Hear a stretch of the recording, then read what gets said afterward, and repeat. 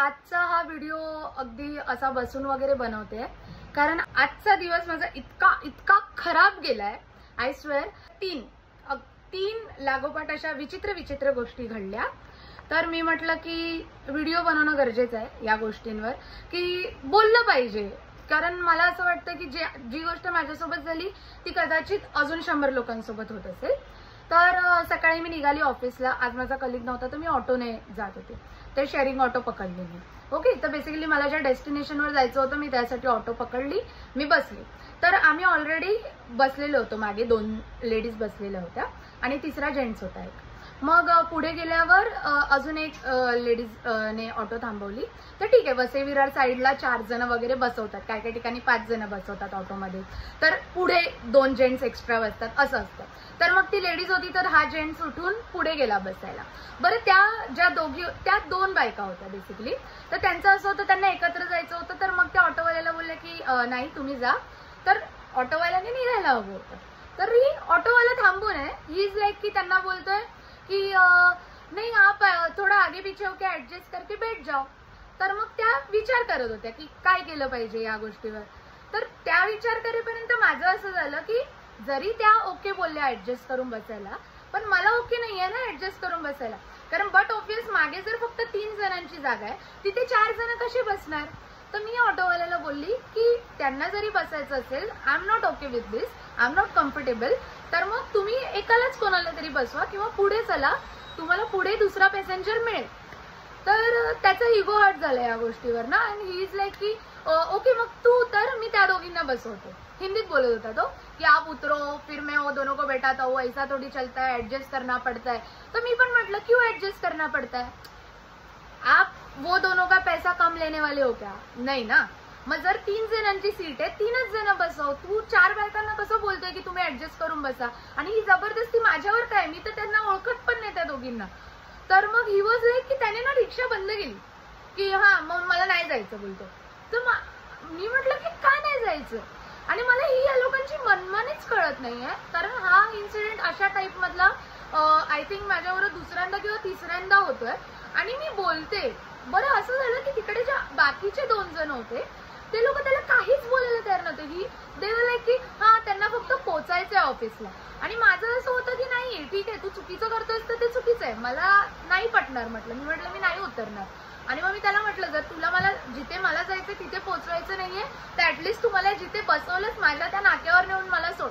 मग त्याने परत मला युटर्न मारून माझ्या नाक्यावर सोडला आणि मी उतरले. बरं, हा झाला. आता त्याच्या पुढे मी जी दुसरी ऑटो पकडून गेली पुढे. तर मग मी माझ्या फ्रेंडशी बोलत होती कॉलवरती, सांगत होती असं झालं तसं झालं. आणि मग तो जो रिक्षा ड्रायव्हर होता दुसरा ही वॉज ऑल्सो क्रिपी. आणि तो कंटिन्यू मला मिररमध्ये बघतोय की मी काय बोलते, काय कोणाशी बोलते, कशाला बोलते. आणि कंटिन्यू. बरं, मी कॉल ठेवला त्याच्यानंतर पण तो माझ्याकडेच बघतोय. मी इग्नोर केली ती गोष्ट, मला नोटीस झाली. त्यानंतर मी ज्या स्टॉपला उतरणार होती तो माझा लास्ट स्टॉप होता. तर इव्हेंच्युअली असं झालं की सगळे उतरून गेले, फक्त मी होती ऑटोमध्ये. तर मी त्यांना बोलली की अंकल आगे वाले नाके पे रोकना. तर ही वॉज लाईक अगदी लाडात बोलतोय तो मला. आप अंकल मत बोलो ना, अंकल क्यों बोल रहे हो. तर माझं आधीच डोकं फिरलेलं होतं. तर मी त्याला बोलली मग दादा पुढच्या नाक्यावर साईडला थांबवा. मग ही वॉज लाईक क्या हुआ, नाराज क्यों हो. आणि माझं डोकं जे फिरलं की कुठून येतात तुम्ही लोक आणि का बोलतोयस तू माझ्याशी असा. तर मी त्याला सरळ बोलली, म्हटलं बघ आधीच सकाळी एका रिक्षावाल्याने माझं डोकं फिरवलंय, आता तू चुकून पण पुढे असा एकही शब्द काढू नको की मी तुझी वाट लावेन नाही तर मी तुझं काहीतरी करेन. म्हटलं कारण माझी सगळी भडास तुझ्यावर निघेल. आणि मग त्याला कळलं कारण मी खूप डेड लुक दिला त्याला. आणि मग तो गेला.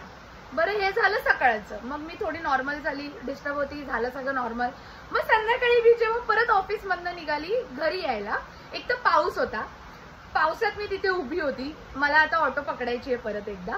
आणि 2 मिनिट पण झाले नव्हते मला त्या रस्त्यावर उभं राहून. तर तितक्यात रॅन्डमली कुठून तरी 2 जण बाईकवरून आली. आता आय थिंक ते पण ऑफिसवरूनच आलेले होते कदाचित, कारण ते पण रेनकोट आणि बॅग वगैरे होती त्यांची, हेल्मेट वगैरे घालून असे 2 जण आले. आणि रॅन्डमली माझ्यासमोर गाडी थांबवली आणि मला तो बाईकवाला विचारतो मॅडम आपको स्टेशन तक छोडू क्या.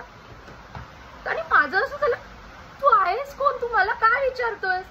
आणि मी ना तरी खूप पेशंटली त्याला विचारलं की कारण तो एक बसलेला होता माणूस बसलाय ज्याने रेनकोट घातलाय, ज्याची एवढी मोठी बॅग होती.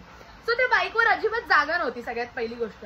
तर मी पण त्याला विचारलं की जरा बताओगे कहाँ बैठना है एक्झॅक्टली. तर मग तो बोलतो अरे तीसरी सीट खाली आहे ना, आप पीछे क्यों नहीं बैठते. आणि माझं डोकं म्हणजे माझं असं झालं, मी त्याला बोलली की तू निघतोयस इथून की मार खाऊन जाशील. आणि तो निघाला. तो लगेच त्याने बाईक थाडकन चालू केली आणि त्याच्या मागचा जो होता त्याने स्माइल केली.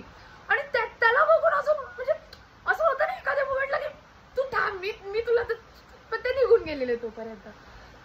सो येस, असा काहीतरी आजचा माझा एक विचित्र दिवस गेला. आणि हे रिक्षावाल्यांचे तर जे प्रॉब्लेम आहेत ना, आय स्वेअर की मला त्याने एक वाक्य वापरलं. मला बोलतो तो मीटर पे चलो. तर मी त्याला म्हटलं मला चालेल, मी तुला पैसे देऊ शकते, तू मीटर चालू कर तुझं. एकतर वसई विरारवाला रिक्षावाल्यांचा तो प्रॉब्लेम आहे की त्या लोकांना मीटरवर चालवायचं नाहीये. जेव्हा महानगरपालिकेने काढलेलं की मीटरवर रिक्षा चालणार, तेव्हा हे सगळे गेले स्ट्राईकवर. मग जर तुमचे दम नाही ना मीटरवर चालवायचा, मग कोणत्या पॅसेंजरला परत बोलायचं नाही की मीटरवर चला म्हणून. नाही तर चालू करा, का कोणाला प्रॉब्लेम होईल, आम्ही देऊ शकतो पैसे, करा मीटरवर चालू. आणि माझं असं झालं की मी एकतर एवढी म्हणजे बोलतात ना की मी अरेला कार्य करू शकते, असं असताना सुद्धा मी एवढी डिस्टर्ब झाली. आणि अशी लोक माझ्या वाट्याला येतात. तर मग जे रोज ट्रॅव्हल करतात किंवा रोज जे म्हणजे किंवा ज्यांना बोलता येत नाही जास्त, किंवा जे असं नाही बोलू शकत आहेत, ज्या मुली वगैरे, त्यांना तर किती काय काय फेस करावं लागतं यार. का असं कोणीतरी रॅन्डम येऊन माझ्या डोळ्यात डोळे घालून मला विचारतंय की मी तुला तिथे सोडू का. नो. आणि